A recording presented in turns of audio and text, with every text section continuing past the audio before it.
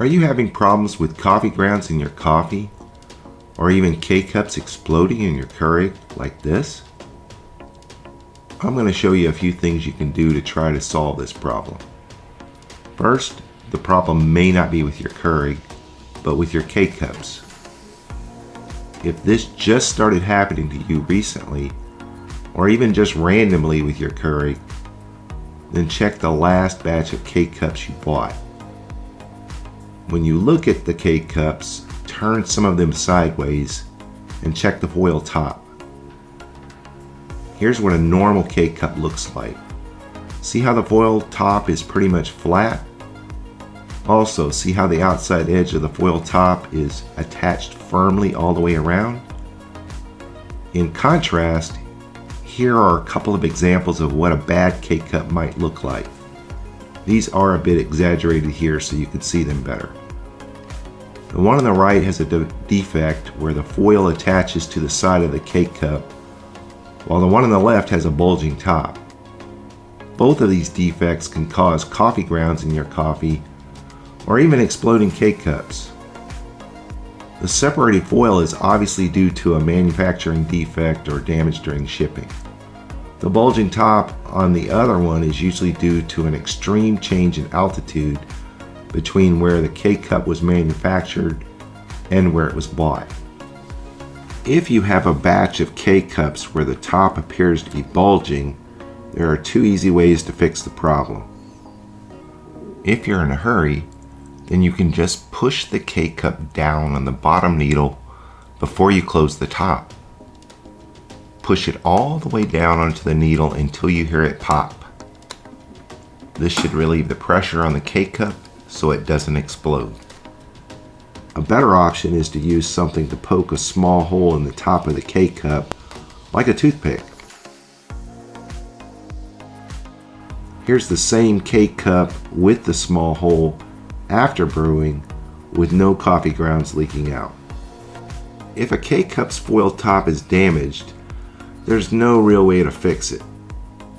But rather than throwing them out, you can always open them up and pour the coffee into a reusable K-Cup, like this. If a defective K-Cup isn't your problem, the next thing you could try would be running some rinsing brews through your Keurig.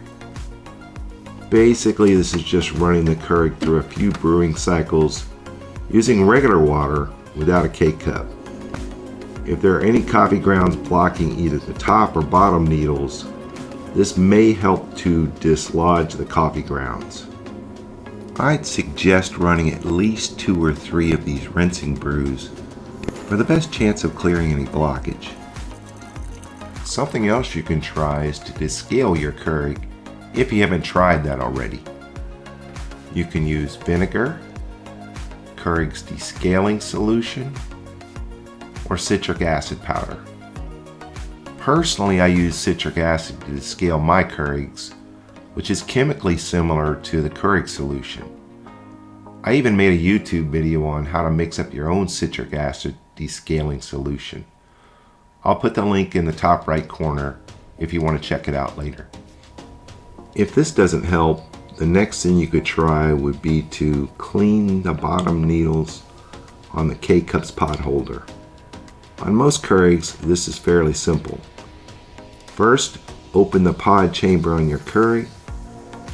Then, use one finger to firmly push upwards on the very bottom of the pod holder until it pops out.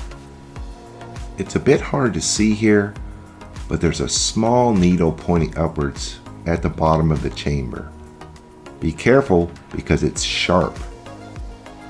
By the way, the method of removing the pod holder in some Keurigs, like the 2.0 and the Keurig Cafe models, aren't the same as what I've showed here. I can't show you how to remove the pod holder on these because I don't own one, but in the top right I'll put a link to another video that has some good instructions about how to remove the 2.0 pod holders. Also, removing the pod holder on the Keurig Cafe model is similar to the 2.0. Once you have your pod holder removed, I suggest soaking the complete pod holder in some warm soapy water, or you could even add some vinegar to the water. Let it soak for about 30 minutes. And if you end up with some coffee grounds in your water after soaking, then it's possible that you may have unclogged the needle. By the way, when you reinstall your pod holder, it just pops back in. On most Keurigs, there's usually an arrow at the top of the pod holder. Make sure this points to the top. Also, if you can't see the arrow, then make sure the warning text at the bottom of the holder is oriented so that the words are right side up. If that doesn't work, it's possible you may have a more stubborn clog in the bottom needle. It's also possible, but rare, that the bottom needle assembly might be bent or damaged. To look for damage, take out the pod holder and look closely at the needle assembly. This may vary depending on your Keurig model, but you should see a tiny needle inside the pod holder, offset to one side at the bottom. You should also see a small plastic or silicone ring around the needle. Look to see if the needle is pointing straight up and that the silicone ring doesn't look damaged. If the needle looks bent, or if the gasket appears to be damaged or even missing, the good news is the replacement parts for these are fairly inexpensive and easy to find. Here's a replacement pod holder you can buy which fits most Keurigs. If you have one of the Keurig 2.0 models instead, this one should fit. Check the descriptions carefully to ensure they're fully compatible with your Keurig model before you buy.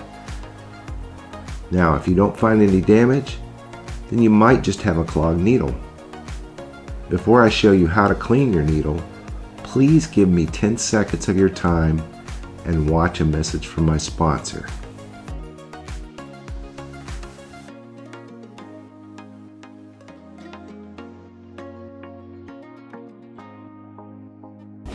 If you think your needle might be clogged, you can use a paper clip to clean it out.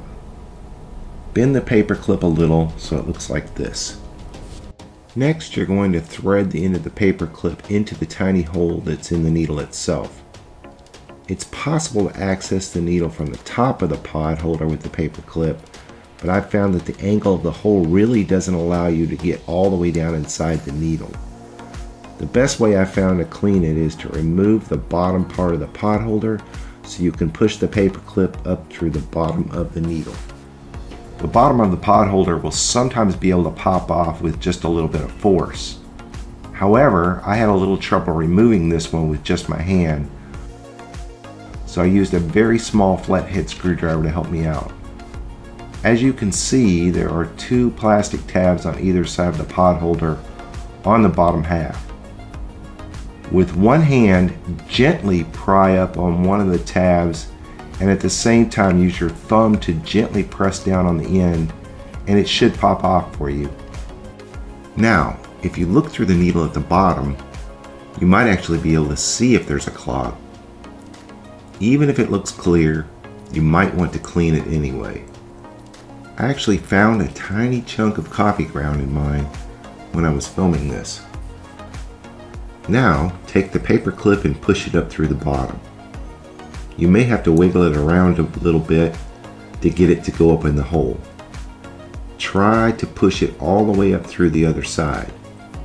Once it's through, you should see the end of the paper clip sticking through the other side of the needle. If there was any blockage, this should clear it out. Reassemble the pod holder by lining up the bottom tabs with the small indentations on either side. It should just pop back on if you've lined it up right. Tug on the end once to make sure it's seated properly. The next thing you could try would be a disposable rinse pot on your Keurig. The reason I had you clean out the bottom needle first before showing you this is because if your bottom needle has been clogged, these have been known to explode in the pod holder. Just follow the easy instructions that come with these. Use only water with these. Do not try to use any descaling solutions. These type of cleaning pods are supposed to be compatible with just about all Keurigs, but for the 2.0 model, make sure the product description specifically states it's compatible. Also, if you have a Keurig 2.0, you may be able to use a reusable cleaning tool you can buy that's specifically made for the 2.0. I don't know how well these work since I've never owned a Keurig 2.0. If anybody out there has used one of these before, please put something in the comments for this video and let me know how well it worked for you. If none of what I've showed you so far has worked, then it's possible the upper needle of your Keurig might be clogged. You can try to unclog it with the same bent paper clip you used earlier. The needle would be easier to access if you remove the entire bottom pot holder like I showed you earlier.